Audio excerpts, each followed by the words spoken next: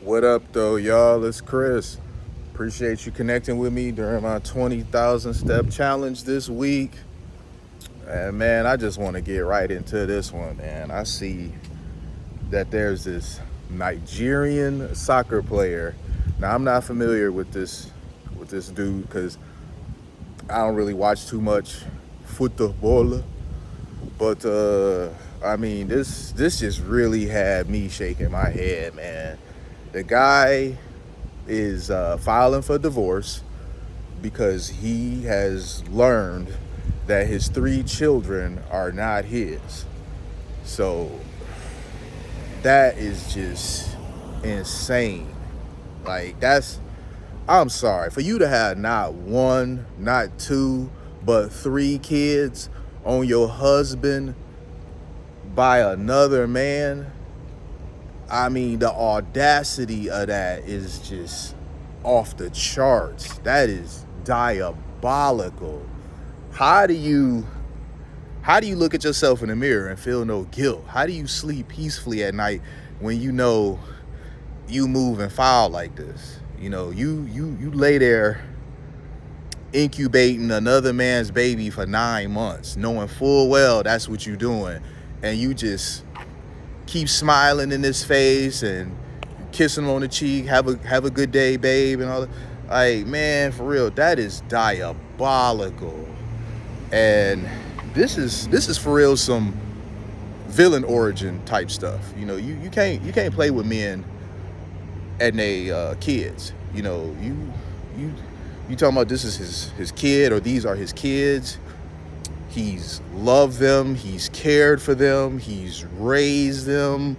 Obviously he's attached to them. These are his children, or so he believes.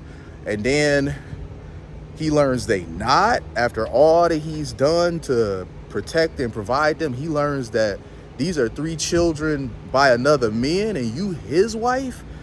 This is some serious villain origin stuff. This is the sort of stuff that will make a man go mad. Some people say that paternity tests, they should be done at birth. And the more I hear of stuff like this, the more I'm starting to agree with that, because they say you should just make it mandatory. Don't even have it be an option, because then the woman can use it against the man, like, oh, you don't trust me, could play that sort of stuff. So just take it out of their hands all together. It is mandatory. Now, I don't really like the idea of forcing people to do stuff, taking an option away from them to choose and whatnot. But look what type of stories that not having it mandatory are giving rise to. And then to make matters worse, it's by some pastor. This dude, he's supposed to be some pastor. I seen what he looked like, some pictures of him. He looked like one of them scam pastors anyway, all flashy and stuff. I mean, you're not supposed to trust one of them anyway. I'm not super religious, y'all. Once upon a time I was. I kind of got out of religion. I'll tell y'all a little bit about that.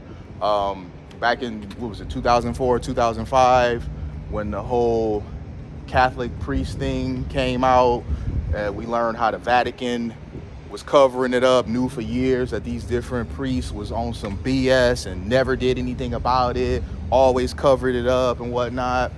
I was kind of over religion in that moment, y'all. Like, really, I really unplugged from it, and I never got back into it. And honestly, I probably never will get back into it. I believe I've been happier for it, honestly. That may sound bad or whatever, but not being involved in religion, I have been happier for it. Not to say that it don't have its place. I think religion can be a great thing. Religion tends to have a positive effect on certain people. They won't do this, they won't do that. It kind of gives them boundaries. They won't do certain deplorable actions because of religious reasons. So there is some good that could come from religion, but When you start getting too involved where the pastor got access to your wife, your pastor calling her up, you sitting there chilling with her and he hitting her on FaceTime and all this sort of stuff, that's just too much, man. You gotta know where to draw the line with stuff. Like no pastor or nobody should be having access to your wife like that. I'm sorry. Like, if it's not her son, her dad or something, nah, man, it shouldn't be no dudes hitting your wife up. Allowing other men to be able to contact your wife as they see fit at any given time and stuff, that pretty much lays the foundation for this sort of situation. Now, I'm not blaming him in any way, shape, or form for this. I truly do empathize because, that ain't no joke. You taking care of children thinking that they're yours and then you find out that they not. That ain't no joke at all. That's nothing to play with. That really is the sort of stuff that'll make a man go crazy, that'll have him do some things that he can't take back, that'll have him take some very permanent actions.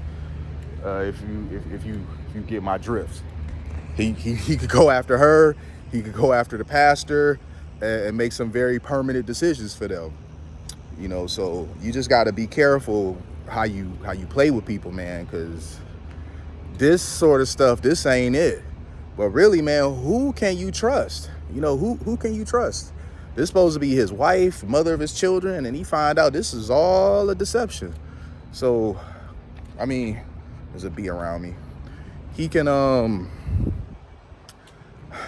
he could file for divorce, clearly, and it'll be granted, and he probably will get out of it without having to pay her anything, because if he's able to go to court and prove that these kids are not his, which obviously he can, I really don't see any judge siding with her.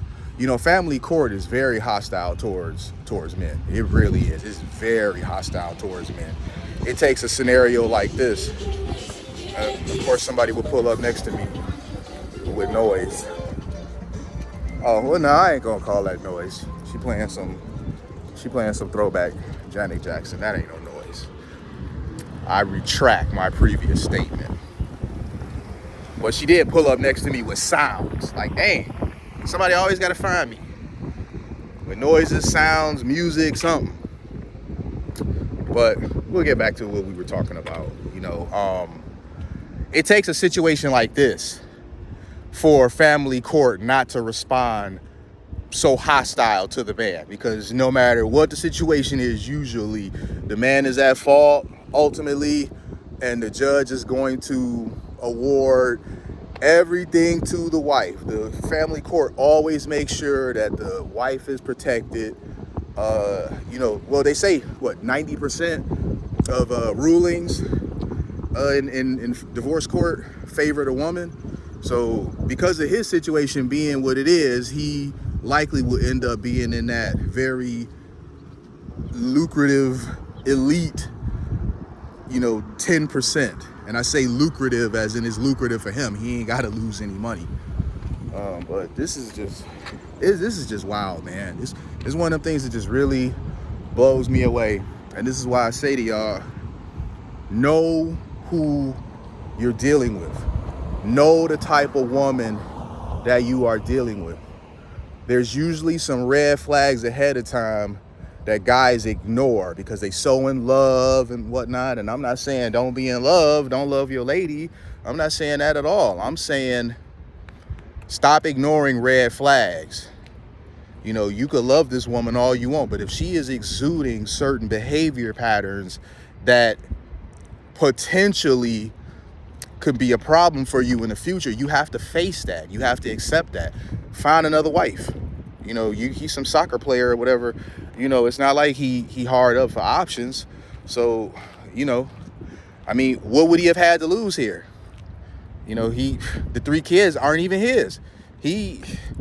What would he have had to lose if he just simply would have chose somebody else? So you can never be so blinded by love to where, as a man, you're gonna ignore red flags, because ultimately ignoring those red flags, they are going to cost you. Literally, they are going to cost you. You're going to pay, because in most cases, it don't matter how crummy of a human being she was, the court is still going to find some way to give her a soft landing and punish you. So don't be no fool. Stop trusting people. Stop letting men have access to your women. You know, your homies and all that. Your homies be the main ones. And this is coming from somebody who preaches about the importance of brotherhood. But I'm going to tell you, your homies will be some of the main ones that'll be trying to hit your chick behind your back, smiling in your face and whatnot. So this is somebody that in combat, you can stand back to back with and face the world with, okay? He will have your back through and through in a life or death situation. And that same dude will still be trying to hit your chick behind your back. So what's the saying? You know, you can trust me with your life, but not your money and not your wife. Bam. It was actually a soldier who told me that years ago. So I'm just telling y'all, man, some of these dudes, y'all be letting them get a little too close, getting them a little too close to your wife, a little too close to your kids. You know, you don't know what's going on in their head. Again, this is somebody that you could stand back to back with, and they will fight the world with you. You can trust them with your life, absolutely. But when it comes to your lady, they be sitting up imagining what would happen if they was able to have access to her. If for some reason you weren't around, you know, what that would be like if they could have access to her. It's just a lot, man. Like this situation really got me wondering, like, dude, like, people really diabolical out here. They really be moving on some foul stuff out here. You know, a guy who face you smiling in, you done knocked his wife up 3 times. You know full well this dude is taking care of your kids, believing that they his. That's just diabolical behavior. So I'm gonna leave it there, y'all. I appreciate y'all connecting with me. Let me continue to get these steps in. Holla at y'all later. Peace.